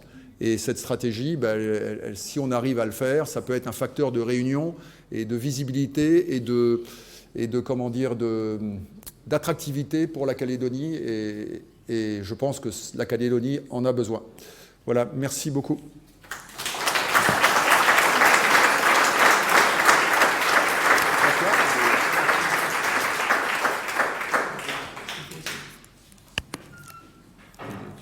Est-ce qu'il y a des questions dans la salle? C'est le moment de... Oui. Oui, merci pour ça. Alors, le ratio, c'est 1 hectare pour 1 mégawatt. D'accord ? Alors, les mégawatts solaires, il faut les compter un peu différemment, puisque comme ils produisent que pendant une certaine partie de la journée, par rapport aux mégawatts, par exemple, d'une centrale thermique, il faut multiplier par 5 ou 6 pour arriver à peu près à ce qu'il faudrait. Si on prend le cas d'une production du centrale telle que celle qu'on regarde pour la SLN, les surfaces, elles sont à peu près entre 600 et 1200 hectares, à peu près pour donner un ordre de grandeur. Donc pour donner un petit peu aussi une échelle aussi, parce que ça parle pas forcément, la Calédonie c'est 2 millions d'hectares. Donc c'est quand même une très faible proportion. Et la filière aquacole, les crevettes, c'est 600 hectares. Donc c'est exactement, c'est la fourchette basse de ce qu'il faudrait. Voilà. Donc l'emprise au sol, c'est à peu près l'équivalent de ce qu'on a sur les crevettes, ou mettons 2 fois sur les crevettes. Bon, sachant, donc ça veut dire qu'on n'a pas l'impression d'être entouré par des bassins de crevettes, quoi. Donc on voit que ça se gère quand même à l'échelle de la Calédonie. Voilà. Alors pour l'ensemble, c'est plus. Alors il faut que je fasse un calcul. Si on voulait faire d'abord, je pense qu'aujourd'hui, on n'est pas en capacité d'être en 100% ENR. Parce que les derniers panneaux qu'il faudrait faire pour arriver à être à 100%, les derniers pourcents, ils serviraient que très très peu dans l'année. C'est-à-dire qu'on fabriquerait des tas de choses qui serviraient à rien, à la fois des ENR ou des batteries, enfin qui serviraient à préserver un truc qui arrive une journée par an. Donc ça n'a pas de sens de dire on va faire que du PV et que des batteries. Le curseur, il faut quelques dizaines de pourcents, entre 10 et peut-être 20 ou 30 ou 40. Enfin, ça, c'est un peu un curseur qu'on peut ajuster d'ailleurs avec le temps. Ce curseur-là, il est nécessairement produit par aujourd'hui ce qui est autre, qui peut être du fossile, qui peut être aussi IAT. IAT, c'est quand même une réserve importante. Et donc, si on ramène dans ces ratios-là, ça ferait, là je parle un peu à chaud, mais ça ferait, je dirais, peut-être 2000 hectares, 2500 hectares, un truc comme ça, 2000 hectares. Ouais. Voilà. Si on disait on va au maximum et on arrête tout ce qui n'est pas nécessaire, quoi. Ouais. Bonsoir. Moi, je me demandais si on considère le cycle de vie complet d'une filière photovoltaïque, donc de la fabrication des panneaux jusqu'à sa fin de vie. Est-ce qu'aujourd'hui on a des réponses favorables à la construction de panneaux photovoltaïques verts et au recyclage ensuite en fin de vie, enfin voilà. Tu fais une deuxième. Bonsoir. Aujourd'hui, en comptant l'extraction du minerai, la fabrication des panneaux dans une usine, même si elle n'est pas vertueuse, mais bon, si on choisit une usine en Europe qui est à énergie positive, donc on gagne encore. Le transport jusqu'en Calédonie, en moins d'un an, on annule le bilan l'énergie grise, en moins d'un an. Sachant qu'un panneau de bonne qualité, en gros, panneau de bonne qualité, il est garanti par le fabricant une vingtaine, 20 ou 25 ans. Et ils vous garantissent que dans 25 ans, il produira encore 85% de la puissance de départ. Ils ont fait des tests de vieillissement accéléré sur des panneaux. On est à 50 ans, on est toujours à 70% de la puissance de départ. C'est pour ça que si on met la qualité dans le matériel, on va jamais le changer. Ou ça sera les générations futures qui changeront. C'est-à-dire que même si dans 50 ans, c'est efficient à 70%, déjà ça sera rentabilisé depuis très très longtemps. Et surtout, pendant 50 ans, on n'aura pas émis, bon allez, on va dire 49 ans, on n'aura pas émis de CO2. Donc c'est surtout ce qui est très très intéressant dans l'énergie renouvelable. Pas si vous avez une usine à énergie positive, notamment en Europe, ou même en Chine, ils vont s'y mettre. Hein. De plus en plus, ce qu'on a dit tout à l'heure, le consommateur, nous, il a le choix. Tous les jours, on a un choix de dire cette chose-là, je l'achète ou je ne l'achète pas. Coluche disait il suffirait que les gens n'achètent pas pour que ça ne se vende pas. C'est aussi simple que ça. Donc on a des choix tous les jours. On a notre choix, c'est on vote tous les jours en achetant ou pas une chose. Et il faut faire un choix en achetant une voiture, un 4x4 qui ne sert à rien, ou une voiture électrique qui est beaucoup moins émissive, surtout si on la recharge avec nos panneaux solaires qui ne sont pas du tout émissifs non plus. Donc c'est une démarche globale, quoi. Bonsoir, merci pour la présentation. Moi j'ai une question qui est très concrète. Je porte un projet de centrale photovoltaïque dans le nord de 20 hectares à proximité des centres miniers qu'on peut trouver dans la région de Vaud, Coumac. Donc c'est un projet qui a plusieurs avantages puisqu'il est directement lié aux utilisateurs, ce que vous disiez juste avant. Ça participe également à la politique de rééquilibrage et cependant, les porteurs de projets rencontrent de nombreux problèmes. Les lignes à haute tension ne sont pas capables de supporter des trop gros afflux d'énergie à des moments. Et on a également des gros problèmes de revendication foncière dès qu'on porte un projet. Vous, en tant qu'expert dans ce domaine, et également j'élargis à construire autrement, comment est-ce qu'on peut penser la Calédonie de demain avec ce genre de problématiques sur ce type de projet? Merci de la question. Il y a deux questions. Alors, je ne répondrai pas à la problématique de revendication foncière. Ce n'est pas mon sujet, mais il y a peut-être des gens qui pourront répondre. Sur la problématique de capacité de la ligne, par contre, ça, c'est un des intérêts du stockage.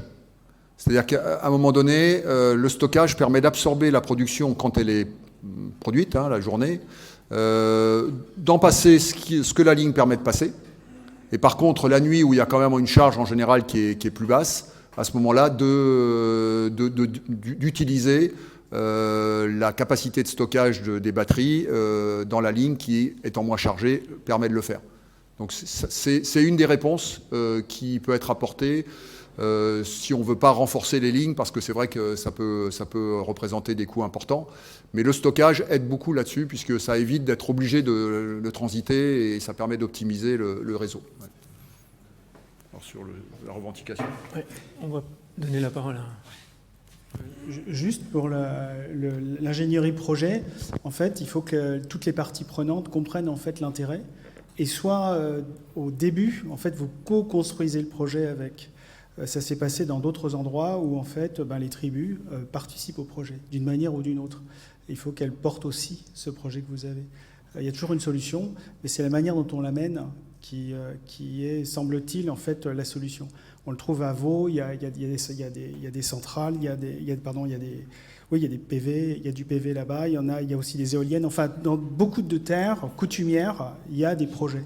Donc l'ingénierie projet, le temps de le construire, doit inclure les populations. Ouais, ça, c'est une des bases de la Calédonie ici.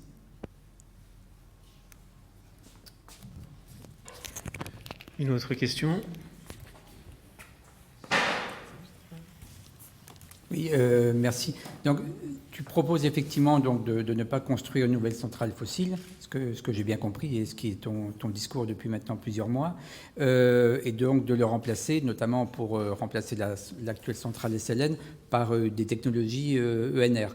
Donc, sur cette base-là, quel serait globalement le coût d'une centrale de ce type pour remplacer celle de la SLN, et quel serait finalement pour la SLN le coût énergétique de l'énergie produite par cette centrale? Parce que finalement, la question numéro 1, en tout cas du point de vue de la SLN et du point de vue de la compétitivité dont tu parlais tout à l'heure, c'est celle-là. Donc quel serait à peu près le coût final pour la SLN en prenant en compte l'ensemble des coûts d'un tel projet et en prenant en compte éventuellement la solution de secours qu'il peut y avoir pour garantir quand même le maintien des fours en état, même à un niveau minimum? Je connais la réponse, mais je ne te la donnerai pas. Non, parce que là je me dois quand même d'être un petit peu, je dirais, un peu réservé par rapport au travail qui a été fait quand j'étais président de NCE. Donc on a la réponse. Ce que je peux dire quand même, sans donner de chiffres, c'est ouais, même pas les ordres de grandeur, mais que c'est moins cher. Alors non, je vais dire deux choses. Parce que ta question, c'était aussi le CAPEX, le montant de l'investissement. Il est beaucoup plus élevé dans les ENR, PV plus batterie, beaucoup plus élevé. Par contre, le prix fourni à la SLN est plus faible. Le kilowattheure est potentiellement plus faible que celui fourni par une centrale au gaz, mais on ne sait pas trop, puisque là encore, moi je parle et je ne devrais pas parler, mais il y a un appel d'offres qui est en cours, on ne sait pas le prix. Ça se trouve, il va y avoir un super prix, hein, on ne sait pas. Mais ça serait... Donc c'est ma conviction, là, c'est plus qu'une information, c'est ma conviction. Alors oui, ça c'est une question vraiment, vraiment importante. Alors les batteries, ça pose des problèmes, il y a le problème du recyclage notamment. Alors ça peut être aussi un problème, ça peut être aussi une recherche de solutions, et en discutant avec des gens par exemple qui sont dans le domaine de la métallurgie, les gens de Prony et Ressources ou Goro Ressources, ils ont des systèmes qui pourraient tout à fait servir au recyclage, puisque le recyclage aujourd'hui des batteries, ils se font dans des systèmes de lixiviation acide, ou exactement comme à Goro, alors moins haute température, moins haute pression, mais qui peut le plus, peut le moins. Donc le recyclage pourrait être, c'est pas le cas hein, aujourd'hui, mais il peut y avoir des pistes intéressantes en Calédonie. Par contre, elles ont une durée de vie qui augmente d'ailleurs aussi, un peu comme les photovoltaïques, mais elles durent entre 10 et 20 ans, on va dire. Aujourd'hui, sur le marché, c'est ce qu'on trouve, avec pareil une baisse au fur et à mesure de la durée de vie de leur capacité. Mais elles ne sont pas éternelles, et puis il y a ce problème de recyclage. Donc ce qui paraît, je dirais, intéressant, c'est en parallèle des batteries, à un moment donné, se poser des questions d'autres outils de stockage, comme les stations de transfert d'énergie par pompage. Donc c'est des systèmes où il y a deux bassins, un bassin en bas et un réservoir en haut. Et donc comment ? Alors on ne fait pas remonter, c'est du turbinage, je ne connais pas bien, mais c'est turbinage au fil de l'eau, le Neawa. On fait remonter la nuit. Ah bah, oui, alors c'est ce principe-là. C'est ce principe-là, bon, à une plus grosse échelle. Et c'est conçu pour ça, c'est-à-dire que c'est conçu pour être en cycle fermé. Enfin, il peut y avoir d'ailleurs aussi, mais à je crois qu'il y a quand même un apport au départ. Là, ça peut potentiellement marcher. Il y a même des gens qui imaginent de le faire dans le désert, par exemple. Il n'y a pas d'eau, simplement pour stocker l'énergie. En Australie, il y a des projets comme ça. En Australie, il y a des très très gros projets de STEP, hein, de stations d'énergie, de transfert d'énergie par pompage, notamment en Tasmanie. Et eux, ils envisagent de l'utiliser en lieu et place, en tous les cas, pas en complément des batteries. En Calédonie, enfin, le problème de la STEP, c'est qu'il faut 10 ans à peu près pour la réaliser. Et là, par rapport aux échéances, notamment métallurgiques, notamment pour la situation de la SLN, ça paraît un peu long d'avoir une transition énergétique sur 10 ans. Donc là, le compromis qui a été trouvé, mais c'est un peu un compromis, hein, c'est de dire faisons des batteries rapidement et préparons la suite avec, par exemple, des steps. Ça peut être quelque chose de très intéressant. Une step, ça dure 100 ans potentiellement, c'est un barrage. Hein.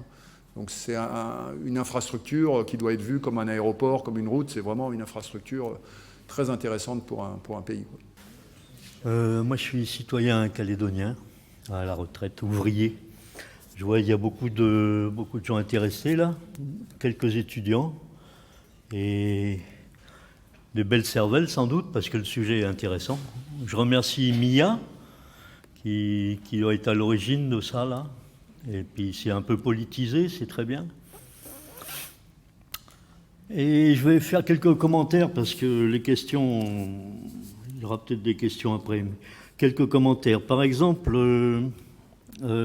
c'est très bien d'avoir parlé de Jean Covici. Jean Covici, il faut le voir sur d'autres sujets, comme par exemple le photovoltaïque. Il est absolument contre. Il vous démontre, avec la même capacité qui vous a convaincu tout à l'heure, il vous démontre la bêtise du photovoltaïque. Le fait aussi qu'on fasse le classement CO2, c'est une escroquerie, c'est complètement ridicule. C'est juste pour faire peur aux gens. Ce qui serait plus honnête, c'est de voir combien la Calédonie produit de CO2 et de mettre ça dans le classement mondial des producteurs de CO2. Et là, je ne crois pas qu'on soit à la 6e, à la 3e ou à la... On doit être à la 120e place peut-être, hein, avec 3 petites usines. Pour continuer là-dessus sur une bonne nouvelle, c'est que sur le territoire, moi ce qui m'intéresse en tant que citoyen, c'est l'intérêt général. Et donc sur le territoire, il y a plusieurs sortes d'électricité qui sont nécessaires. Donc l'électricité industrielle, dont on parle aussi, et l'électricité domestique. Et il faut savoir que l'électricité domestique, elle est 100% renouvelable dès aujourd'hui. Le barrage de Yaté est en capacité de fournir toute l'électricité domestique de tout le territoire, excepté des îles, parce qu'on ne peut pas l'exporter comme ça. Donc on n'a aucun problème pour l'électricité domestique. On n'a pas besoin de photovoltaïque. Sauf pour des endroits un peu isolés, où ça c'est parfait, où les astronautes, la station par exemple, comme disait l'autre, ou alors des endroits où... voilà. Donc c'est une escroquerie. Ils sont en train, les uns les autres, là, de vous arnaquer au sujet du photovoltaïque, pour dire les choses comme il faut, de prendre sur le budget du territoire pour nous faire des fermes dont on n'a pas besoin, premièrement. Avec un procédé qui est très discutable. Économiquement, sans doute, comme le monsieur parlait tout à l'heure, c'est forcément rentable, parce qu'on ne vous fait pas payer l'énergie qu'il a fallu pour le fabriquer. Mais écologiquement, c'est un non-sens.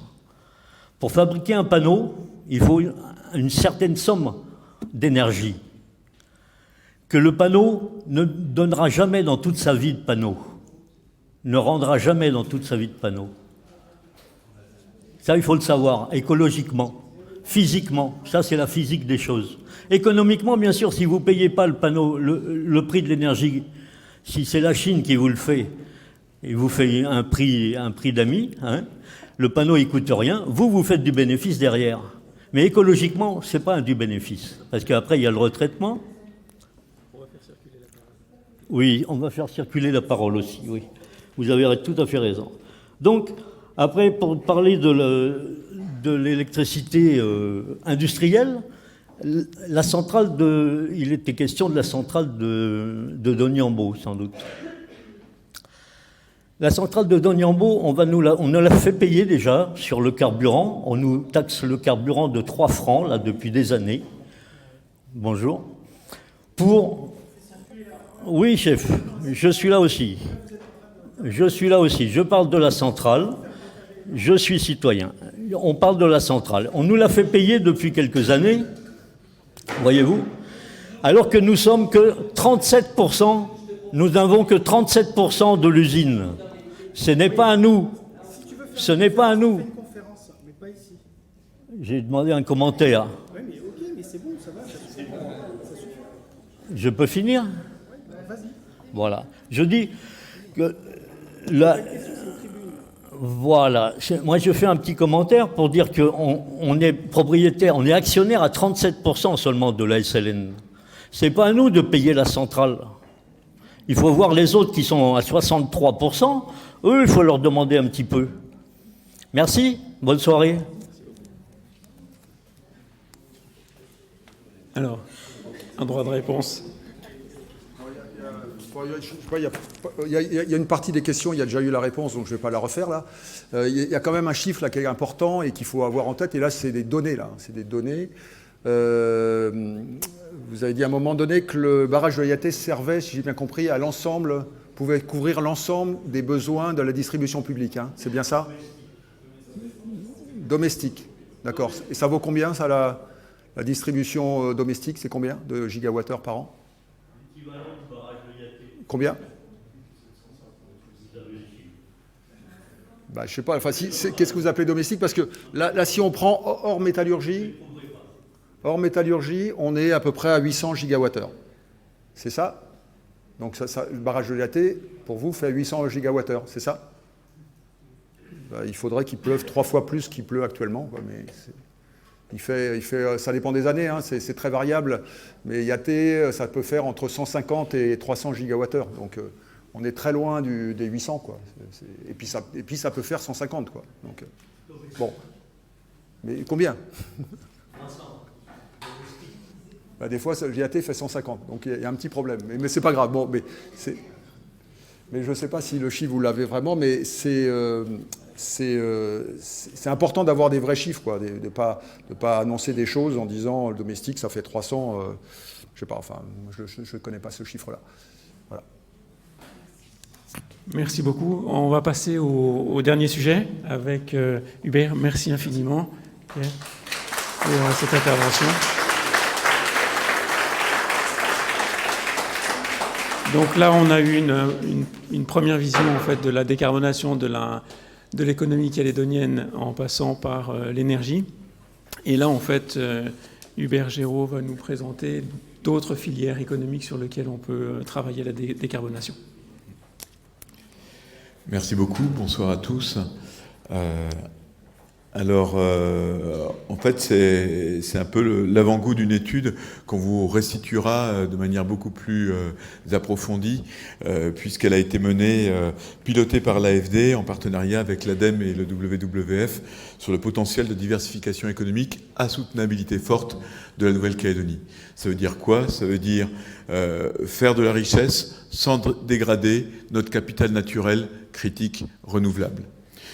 Donc, et là, je vais ce soir l'aborder rapidement, parce que le but, c'était de traiter la décarbonation, et donc, finalement, de s'interroger sur dans les secteurs que nous avons identifiés comme étant des vecteurs de cette transition écologique, eh bien, comment ils peuvent être des leviers à la décarbonation de notre économie. Ah oui, ça va le faire. Ok. Voilà, donc très rapidement, donc voilà, je vous en ai parlé en termes de portage. C'est une étude qui a duré 1 an avec une partie quantitative et une partie qualitative et qui a donné lieu à des restitutions auprès d'un COTEC et bientôt auprès du public calédonien. Rapidement, on s'est intéressé, pour identifier les secteurs, à des critères environnementaux d'une part, donc en balayant chaque secteur d'activité et en lui attribuant un poids en termes d'impact environnemental, mais également en recherchant des critères socio-économiques, entre autres des secteurs qui luttent contre la fuite de richesses et qui permettent de relocaliser en Calédonie cette production de richesse et également de la faire circuler sur le territoire. Donc de s'intéresser aussi aux chaînes de valeur et pour que 100 francs eh bien, puissent passer dans le plus de mains possible et créer davantage de richesse, avoir davantage d'effets d'entraînement. Donc tout ce qui est les effets induits de cette richesse.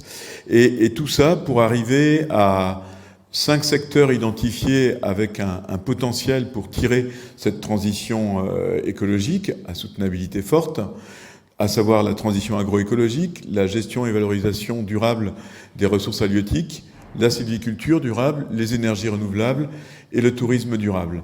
Et un secteur d'avenir, mais qui est véritablement émergent et qu'il faut soutenir, qui est la valorisation durable des substances naturelles, dont vous avez sans doute entendu parler avec Native NC. Donc, je voudrais juste resituer le sujet. Là, vous voyez l'empreinte écologique de l'homme, de notre humanité, ou même d'une personne. Alors, elle varie selon, bien sûr, son mode de vie et son lieu de vie sur la planète. Mais en gros, ce qu'il est important de comprendre, alors si je trouve le petit... c'est que plus de la moitié aujourd'hui de notre empreinte écologique, donc de l'impact que l'on a sur nos ressources naturelles et sur notre planète, elle est liée au carbone, à nos émissions de carbone. C'est l'élément crucial qui nous rassemble un peu ce soir. Et pour aller dans le sens de Pierre tout à l'heure, alors selon les calculs, ça varie, selon les années, ça varie aussi. L'étude que vous aviez découverte tous, comme moi, dans les Nouvelles-Calédoniennes, qui en avaient fait le relais, nous positionnait à la 3e place mondiale, après le Qatar et Curaçao de mémoire, avec près de 30 tonnes CO2 par habitant et par an. Voilà. Alors, on peut toujours discuter des chiffres, mais en tout cas, ça nous positionne quand même dans les territoires extrêmement carbonés en termes de choix de développement. Et le côté ramené par personne et par an, je trouve que c'est quand même un indicateur de notre mode de vie et de nos choix de développement, quelle que soit la taille de la population. Et là maintenant, je vais rapidement, vu que c'est la 3e intervention et qu'il faut laisser la place à la poursuite des débats, pour chaque domaine, chaque secteur, un exemple, un levier qui vous illustre le potentiel de contribution à la décarbonation de la Calédonie. On revient donc à la transition agroécologique, et j'ai eu un échange assez récemment avec quelqu'un que vous connaissez bien, Michael Sansoni, pour pas le nommer, et qui est quelqu'un qui prône le développement de l'agroforesterie, des agroécologies, mais qui le met en pratique, concrètement, et qui compte. Il ne fait pas que faire, il compte l'impact de ce qu'il fait. Et ce qu'il a montré, en 3 ans, il a réussi à augmenter le carbone de son sol de près d'1% en 3 ans. Et si vous vous souvenez, lors de la COP21 en 2015, un des grands projets que, d'ailleurs, la France avait lancé, c'est un projet international, mais lancé par la France, c'était le projet 1 pour 4000, à savoir, 4 pour 1000, excusez-moi, qui était le projet d'engager les États sur la planète à restocker du carbone dans les sols. Et lui, il y va. Il y va, et il a démarré sur des sols extrêmement ingrats. Si vous connaissez sa petite exploitation, c'est des sols hypermagnésiens, riches en chrome, en nickel. Et malgré ça, en choisissant un type d'agriculture, il restocke du carbone, et de cette manière-là, sur 1 hectare, il a restocké en 3 ans 23 tonnes de carbone supplémentaire par hectare. Et tout ça en créant de la richesse. En 4e année, il estime sortir par demi-hectare de l'ordre de 20 millions de francs de production végétale. Donc c'est pas juste un doux rêveur, il a des employés, il les finance, il a une famille, etc. Donc on est vraiment dans la démonstration que le soutien à l'agroécologie, alors protège, que développe la CPS aujourd'hui avec des fonds européens, démontre, pousse cette voie, mais on n'est plus dans le rêve, on est dans une réalité qui est appliquée sur le terrain. Imaginez, alors bien sûr, la surface agricole utile de la Calédonie, la SAU, les chiffres varient, mais en gros, on est à pas loin de 250 000 hectares. Bien sûr, il y a beaucoup d'élevage. On va pas faire de l'agroforesterie et de l'agroécologie partout. Mais imaginez le potentiel de restockage de ce secteur si véritablement on s'orientait vers des agricultures naturelles, des agricultures qui considèrent le premier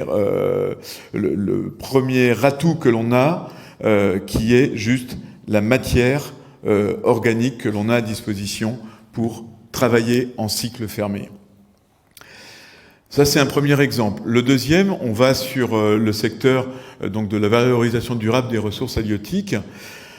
Quand on pêche un thon dans la mer de Corail, en gros, on va cuisiner, on va vendre une partie, c'est en gros de 50 à 60% du thon qui est transformé en aliment.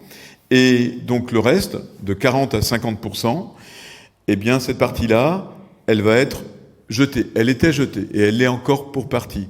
Mais grâce au travail, entre autres de Philippe Gontard, pour ceux qui le connaissent, qui était pionnier dans la démarche au Montmou, et avec le relais de l'ADECAL, avec l'engagement de la province des Îles, eh bien aujourd'hui, on est en train de transformer ce déchet en une ressource pour faire croître nos productions agricoles ou nos fleurs ou ce que vous voulez, mais en tout cas en le transformant en engrais.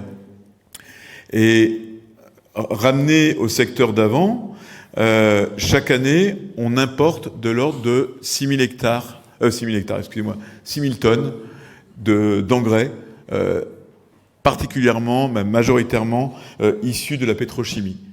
Donc non seulement qui coûtent du carbone à la production, qu'on importe de l'autre côté de la planète ou au mieux d'Australie, et que l'on pourrait remplacer progressivement par des intrants produits ici. Des déchets, on en fait une ressource. Et puis de la même manière, un deuxième exemple dans le secteur, on développe l'aquaculture. Pierre nous parlait des 600 hectares de bassins de crevettes. Il y a aussi des fermes pilotes comme à Touault avec la production de pois de picots. C'est super projet. Aujourd'hui, une des faiblesses du poids carbone de cette activité, c'est le fait que les aliments viennent d'Europe. Donc on nourrit des poissons avec des aliments aujourd'hui encore européens. Et là aussi, on pourrait inventer, vous avez entendu peut-être parler de la mouche soldat, c'est une mouche qui pond aussi sur des déchets alimentaires. En quelques jours, vous avez une protéine animale, un ver, qui a complètement transformé le déchet alimentaire, ça pourrait être le cas pour les déchets de cantine, de ce que vous voulez, et qui serait transformé et qui pourrait être réutilisé pour les élevages, dont l'aquaculture. Et là, on serait à nouveau dans une démarche de cycle où d'un déchet, on crée de la ressource et on produit localement sans dépendre d'une importation d'intrants. De la même manière, la sylviculture, aujourd'hui, on est de l'ordre de 28% de couverture de nos besoins en bois. Le reste, majoritairement, ça vient de la Nouvelle-Zélande. Eh bien, alors, le parc de plantation s'accroît, mais donc on pourrait moins importer et davantage stocker de carbone. Mais aujourd'hui, je vous mets au défi de gérer 2 gros moteurs de déstockage de notre carbone forestier, et entre autres dans les plantations, qui brûlent pour partie chaque année, c'est le feu et les espèces envahissantes, cerfs et cochons.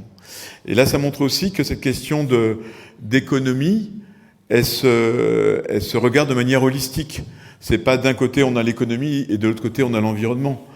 C'est de le regarder comme un système, un éco-socio-système, et les 20 000 hectares par an qui brûlent, de moyenne, quand on considère sur un hectare, on a au pire quelques dizaines de tonnes de carbone stockées et on peut avoir 200 tonnes de carbone stockées à l'hectare, même si tout ne repart pas dans l'atmosphère sur le passage d'un feu, eh bien on a une note carbone également qui est extrêmement importante du fait des feux. Et non seulement ça contribue à notre note carbone, mais aussi ça nous empêche d'investir avec succès dans la sylviculture durable. Et on parlait tout à l'heure, là je vais passer rapidement sur ce sujet, l'énergie renouvelable, un des secteurs identifiés bien sûr dans l'étude d'Iveco. Je reviendrai pas sur le sujet. Quand on a plus de 3000 heures d'ensoleillement par an en Calédonie, clairement on a le potentiel d'investir dessus. On pourrait également, alors Pierre, tu ne l'as pas abordé, mais on parle d'écomobilité, on parle donc de développer une flotte de voitures qui serait plus thermique. Il y a des ingénieurs qui planchent sur le fait que le parc automobile à batterie pourrait également être ressollicité au cours de la nuit pour réinjecter, c'est-à-dire que l'énergie de la batterie soit remise dans le réseau. Et est-ce que ça pourrait, question posée, participer à couvrir les derniers pourcents qui seraient inutiles de faire en panneaux photovoltaïques? Et puis, un autre élément qui est aussi important, on l'avait abordé avec Elisabeth Opla, que je vois ici dans la salle, lors d'une émission Empreinte, c'est à quel moment on va se doter, non pas d'une norme, mais d'une loi sur la question énergétique des bâtiments, pour s'obliger réglementairement à arrêter de faire des fours que l'on refroidit après, mais directement faire des bâtiments qui soient adaptés à la vie océanienne et au climat calédonien. Enfin, sur le tourisme durable, je conclurai bientôt ma petite intervention, des choix doivent s'opérer.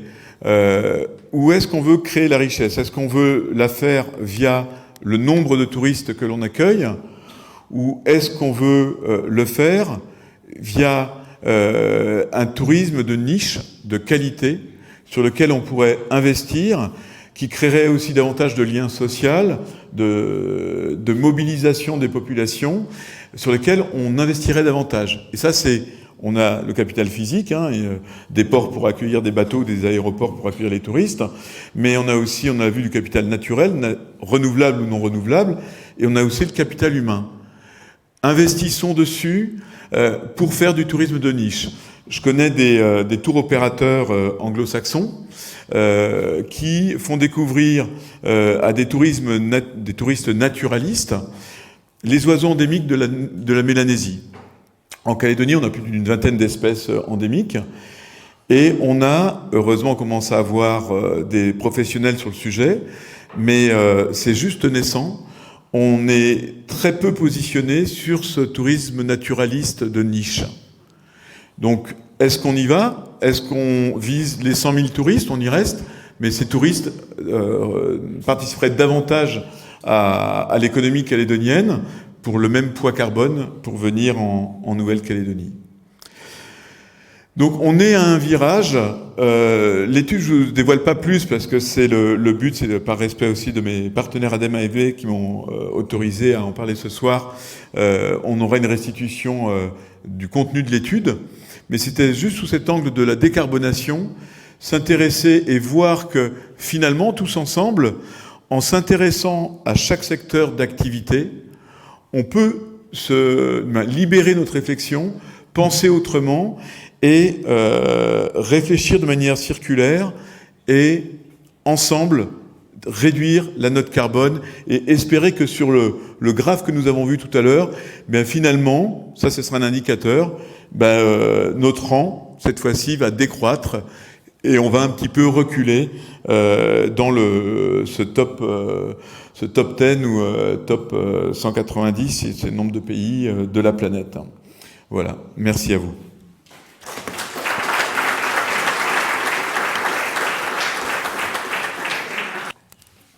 Oui, pour en revenir à l'étude dont vous parlez, effectivement, il me semble qu'elle aboutit un peu plus loin avec des prévisions de valeur ajoutée et d'emplois qui sont effectivement créés.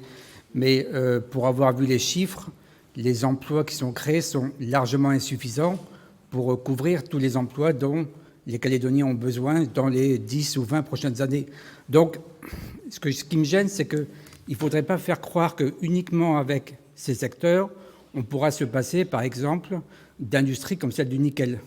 Ça peut être complémentaire, ça peut permettre effectivement de réduire notre empreinte carbone, mais ce n'est pas les secteurs dont vous avez parlé qui vont permettre de se passer du nickel. Il faudrait peut-être que, effectivement, ce soit un peu plus clair dans le discours, dans votre discours et dans celui, effectivement, qui va être celui consécutif à cette étude. Je voudrais que ce soit peut-être plus clairement dit, parce qu'en tout cas, ce n'est pas les secteurs dont vous avez parlé qui vont permettre de se passer du nickel et que ça soit effectivement assez clair là-dessus.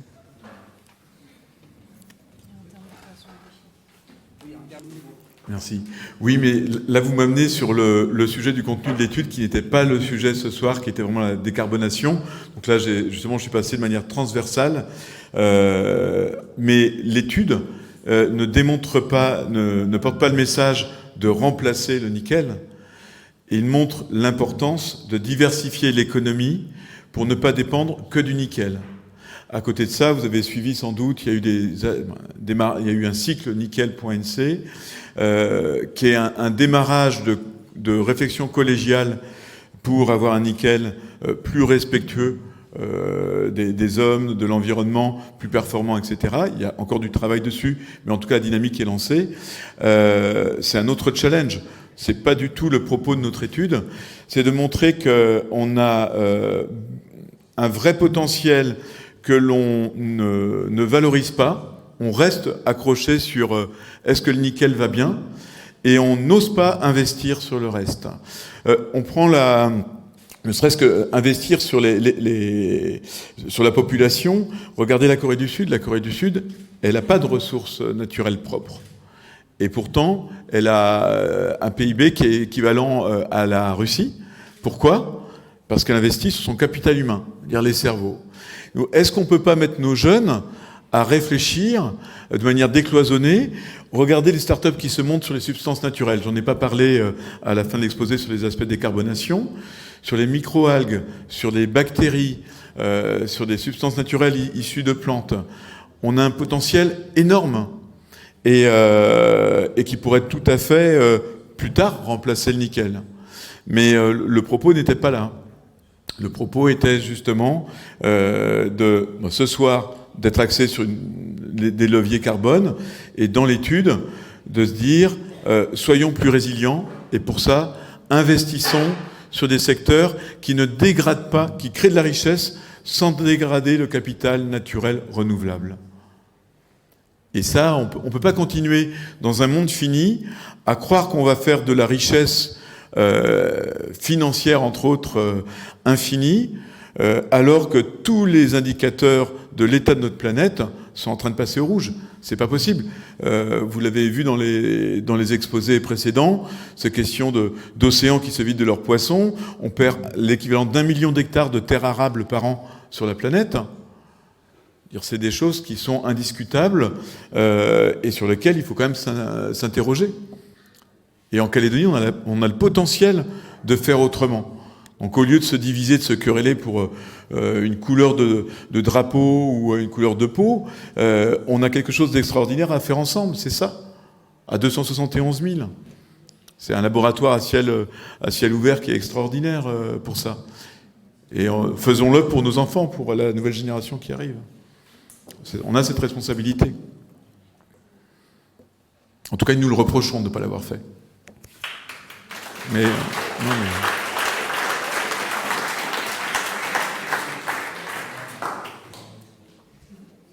Bonsoir, monsieur. Moi, j'ai une question. C'est par rapport... Depuis tout à l'heure, on entend parler du photovoltaïque. Est-ce qu'il n'y aurait pas d'autres sources d'énergie verte, comme l'hydrolien maritime, pour alimenter la SLN, ou je ne sais pas? Et puis, comme on dit, le pays, c'est le capital humain, la richesse. Mais comment faire pour soutenir les jeunes quand les pressions fiscales, il faut payer les patentes et tout, elles sont trop dures pour nous, et puis du coup, on n'arrive pas à innover parce que voilà, il y a trop de pression fiscale pour créer des entreprises, pour développer des secteurs comme, je sais pas, les algues ou tout ce qui est phytothérapie, etc. Tous les plantes pour extraire des molécules ou faire des laboratoires comme ils font au Japon et un peu partout dans le monde.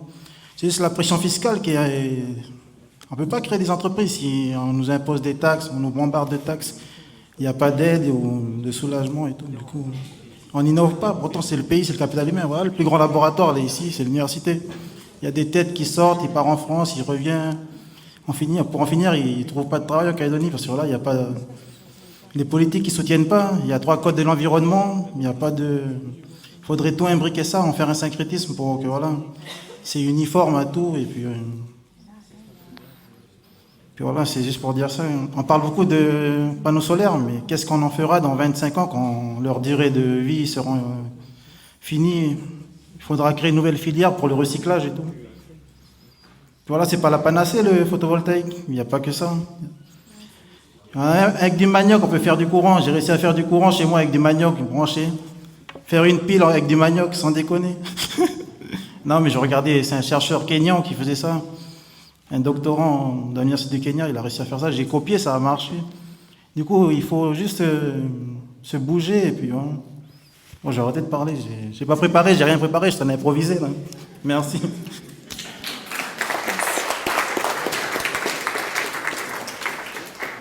Merci beaucoup pour votre intervention, ou ton intervention, si je peux me permettre.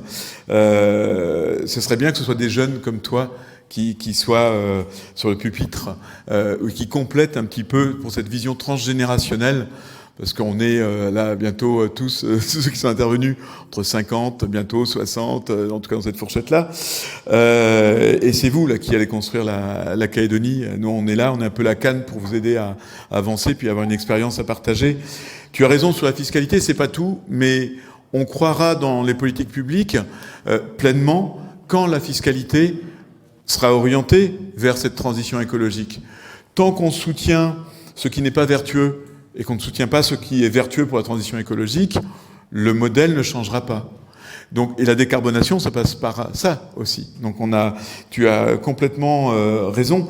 Après, il faut quand même croire, il y a des très belles choses ici. Je t'ai parlé tout à l'heure au début de Michael Sansoni, qui montre des choses.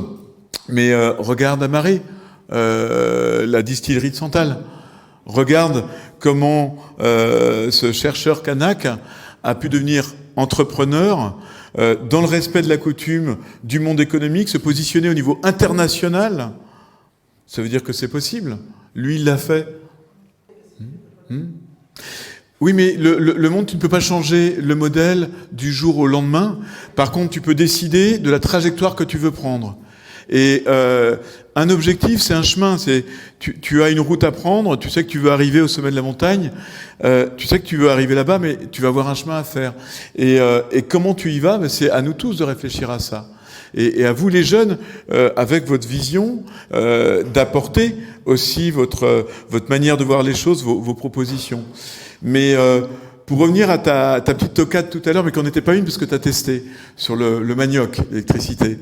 Moi, je rêve que l'énergie de demain ou d'après-demain ne soit plus de l'énergie que l'on ait besoin d'aller sortir avec des outils issus du monde minéral, mais l'énergie, moi je suis fou de nature, l'énergie elle circule partout sur la planète, elle circule dans les arbres, dans le sol, dans l'eau, dans les animaux, et peut-être qu'un jour on se marrera en se disant purée, au 21e siècle, au début du 21e siècle, ils utilisaient encore des métaux pour créer de l'énergie.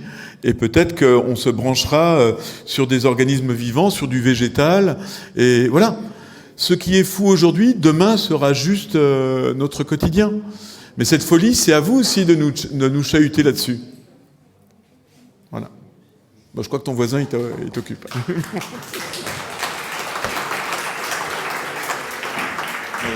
Merci encore et challengez-nous, vous les jeunes.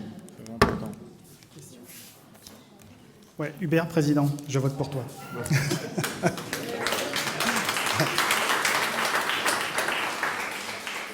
Merci. En fait, je pense que tu as tout à fait raison. Les combats qu'on perd, c'est ceux qu'on mène pas. Et la jeunesse doit se saisir en fait de cette opportunité, Pierre l'a souligné, pour aller dans le sens de faire... On a vu les jeunes à Sydney manifester pour empêcher une construction d'une centrale à gaz à Sydney.